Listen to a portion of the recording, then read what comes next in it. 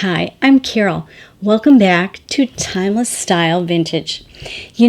I've been thinking a lot lately about how every sale in this business is, in its own way, a little goodbye. Some pieces are easy to wrap up and ship off, and others, well, they linger a bit on the shelf, don't they? I'll catch myself walking by something I really love. Maybe it's the way the light hits a piece of glass or how perfectly it fits in a vignette, and I'll think, not yet. I'm not ready to list that one.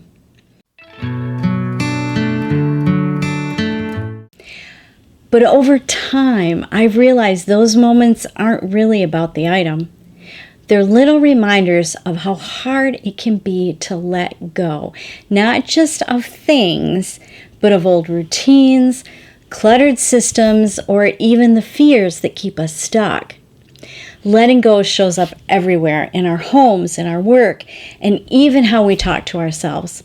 Sometimes it's as small as clearing off a crowded shelf, and sometimes it's a bigger kind of clearing, the kind that makes space for peace of mind. The funny thing is, letting go, whether it's a favorite piece, an old habit, or a bit of self-doubt, has a way of opening the door to something new. And that's what I want to talk about today, what vintage selling has taught me about the art of letting go, and why it's turned out to be one of the best lessons of all. When I first started selling, I used to hold on to things and I'd think, what if I can't find another one like it? Or what if I miss seeing it every single day? And truthfully, it does still feel like that sometimes, because these aren't just things, they're pieces of history. They've survived families, moves, holidays, and decades of life. I really did not want to sell this little bone china Siamese cat figurine. It was so delicate and it resembled both the Siamese cat I had growing up and the Siamese cat I still had living in Michigan at the time. But once I saw the customer's message about what the little kitty statue was intended for and who the recipient of that gift was, my heart just melted. It's completely natural to feel attached. I think that's part of why so many vintage sellers are really good at what they do. We care. We notice the details, the craftsmanship, and the story behind each object. If you're watching this, chances are you feel that way too. You probably have a few pieces tucked away that you haven't listed yet. Not because they're not worth selling, but because they hold a little bit of who you are. But over time, something shifted for me. I realized I wasn't losing an item when I sold it. I was passing it along to its next caretaker. Once I started seeing it that way, every sale began to feel more like a passing of the torch, a story continuing rather than one ending. There's something beautiful in that, like the vintage hand mirror I sold that went to a hairdresser. She wanted it so her clients could see the back of their hair in something elegant. Or the silver pitcher that ended up in a New York restaurant.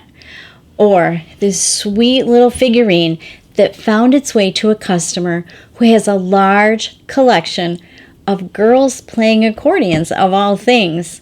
This was so sweet. This gentleman took the time to write an actual in-the-mail letter to us, telling us how much he loved the figurine. He also took the time to share a clipping from a local newspaper that had done a story on his collection.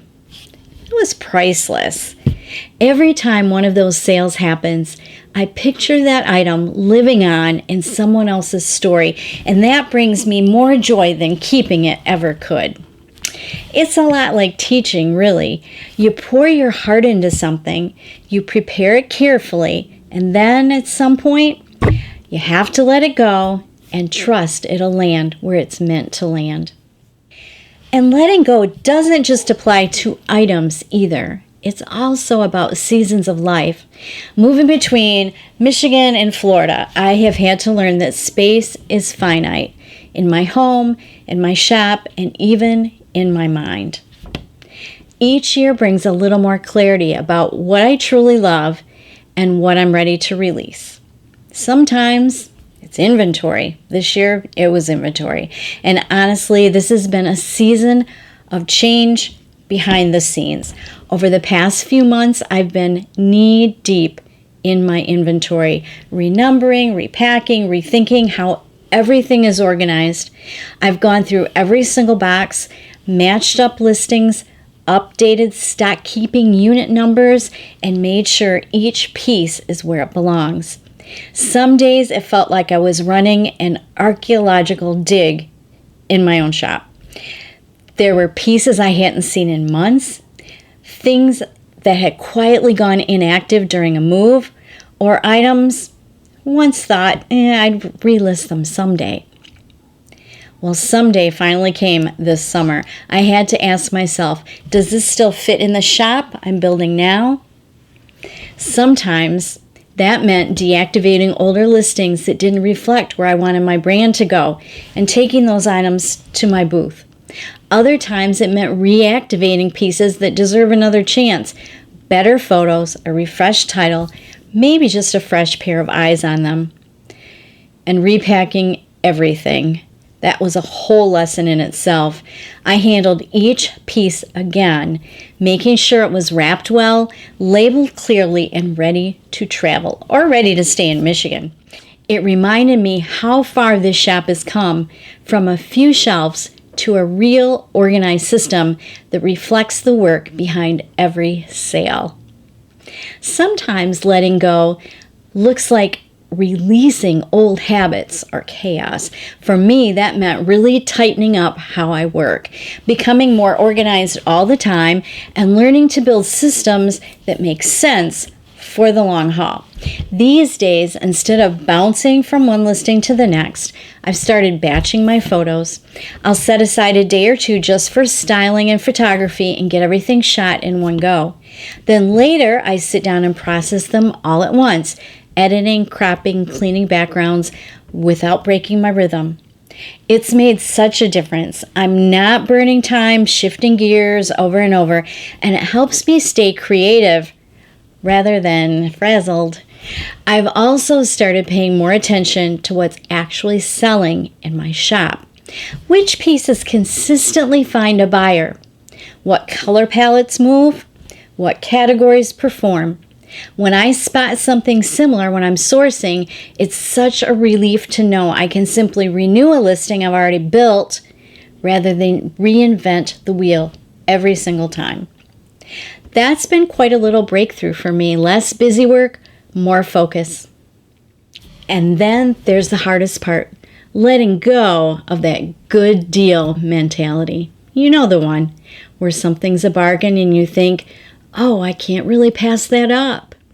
But if it doesn't really fit the vibe of my shop, or it'll take more time to clean, photograph, list, and ship than I'll ever learn back, well, that's not a bargain at all. That was a tough habit to break. It goes against the thrill of the hunt that we all love, but I realized that my time has value too, in staying true to the feel of my shop, the romantic, timeless pieces that draw the right buyers. That means saying no to the rest. Letting go of chaos, clutter, isn't just about boxes and bins. It's about curating the process itself, creating more space for creativity and less space for overwhelm. And once the physical space and the mental clutter started to calm down, I found myself asking, okay, what now? What new challenge or creative outlet could stretch me next? Something that felt meaningful, not just busy. And for me, that's included my YouTube venture. I never liked the idea of flogging my shop on Facebook or trying to keep up with the constant pressure of Instagram posts. I'd make a pin for Pinterest every once in a while if I happen to think of it, but never with any regular rhythm. But YouTube felt different. I've always loved it. I watch old movies there, explore historical documentaries, look up how-to videos, and, of course, soak up anything related to Etsy or vintage. So when I started seeing videos pop up on my feed that said things like retirees, start a YouTube channel, or stop consuming and start creating, it really started to stir something in me. It laid heavy on my heart in that quiet way that makes you stop and pay attention. And I truly felt like God was nudging me to step in that direction. I couldn't use the excuse that I didn't know how because I'd had a YouTube channel before. It's funny how God brings us full circle, isn't it? I tucked that first channel away years ago thinking that chapter was finished, but the truth is, He was just preparing me for this one, a version with more purpose and a clearer voice. And I already knew there was a space, a void really, for the kind of videos I wanted to make, specific how-tos for Etsy sellers, stories behind vintage pieces, and glimpses into the real life of a reseller. So here I am, taking a leap, learning as I go, and honestly, so far so good. It's been rewarding in ways I didn't expect, not just in growth or numbers, but in connection. It's another way of letting go, in a sense, letting go of the fear that what I have to share might not be enough, and just showing up anyway. And there is real peace in that, knowing that everything, from the prettiest crystal dish to the simplest brass candlestick, has its place and its purpose. And I have a place and a purpose too. So if you're watching this and struggling to let go of a piece, maybe it's something you sourced years ago or something that just feels like you, here is what I would say. Maybe the fact that it's hard to part with means you've chosen well. It means your instincts were right. You saw something special in that item long before anyone else did. You cared for it, gave it a story, and now it's ready to move on. That's not a loss. That's good stewardship. And maybe for you, letting go isn't even about an item right now. Maybe it's about releasing something else, a mindset, a worry, or a little whisper of self-doubt that's been hanging around too long. Maybe you're letting go of that vague feeling that you'll never quite get your shop where you want it to be, or that you'll never find the right items, the ones that make a profit and bring you joy.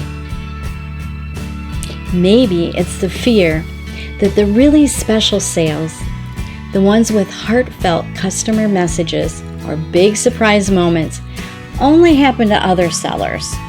But here's the truth. Those moments will come. The confidence will come. Every listing you refine, every system you build, every time you take a deep breath and keep going, that's progress. Even if it's quiet progress. So whether it's letting go of a piece that's been on your shelf for too long, or letting go of the fear that you'll never figure it all out, both kinds matter. Both move you forward, because at the heart of it, letting go makes space for new items, new lessons, and new joy that you didn't even know was waiting for you. So if you're in that season of clearing, sorting, and maybe even questioning what's next, take heart. Letting go isn't failure. It's faith in forward motion. It's trusting that what's meant for you won't pass you by. Letting go isn't the end of the story. It's how the next one begins.